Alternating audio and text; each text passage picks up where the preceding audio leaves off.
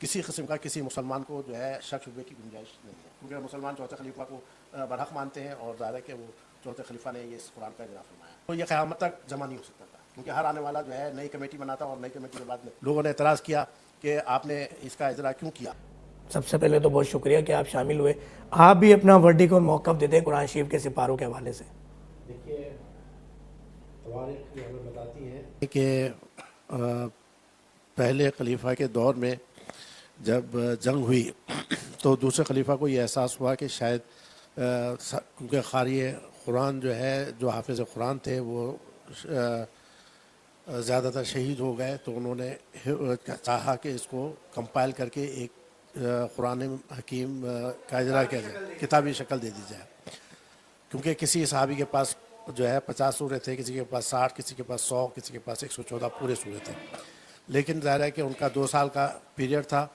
तो 2 साल वो नहीं हो सका। उसके बाद दूसरे खलीफा के दौर में उन्होंने भी कोशिश की, लेकिन वो भी मुकम्मल नहीं हो सका। फिर तीसरे खलीफा के दौर में भी उन्होंने फिर एक कमेटी बनाई और उस कमेटी ने मौजूदा कुरान की जो तदवीन है, 30 पारे और रुकू, ये तमाम चीज़ें जो है ना, मतलब उन लोगों ने तीसरे दौर में हुई। लेकिन जब उनका भी दौर ख़त्म हो गया, चौथे खलीफा आए यानी मौला कायनात अली इब्न अबी तालिब तशरीफ़ लाए, तो उनके सामने वो कमेटी आई और कमेटी ने कुरान उनके सामने पेश किया और कहा कि ये हमने जमा किया है।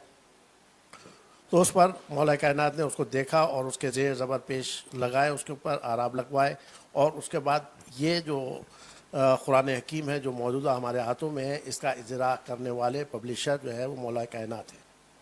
यानी इससे पहले कोई खलीफा जो है वो ना कर सका।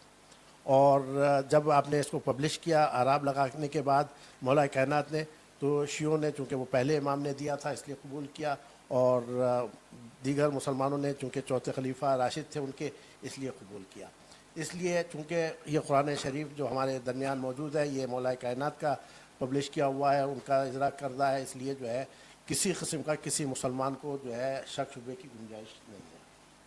ये बात तो मैंने मौला कायनात, ये मतलब इजरा ही पहली मरतबा मौला कायनात के दौर में, उससे पहले नहीं हुआ था। लोगों ने एतराज़ किया कि आपने इसका इजरा क्यों किया, जबकि पहले खलीफाओं ने जो है ना, मतलब इसको कुरान को लेके जब जला दिया था नई कमेटी, तो कहा, मौला कायनात ने का जवाब था कि अगर हम इसको इजरा नहीं करते तो ये क़यामत तक जमा नहीं हो सकता था, क्योंकि हर आने वाला जो है नई कमेटी बनाता और नई कमेटी के बाद में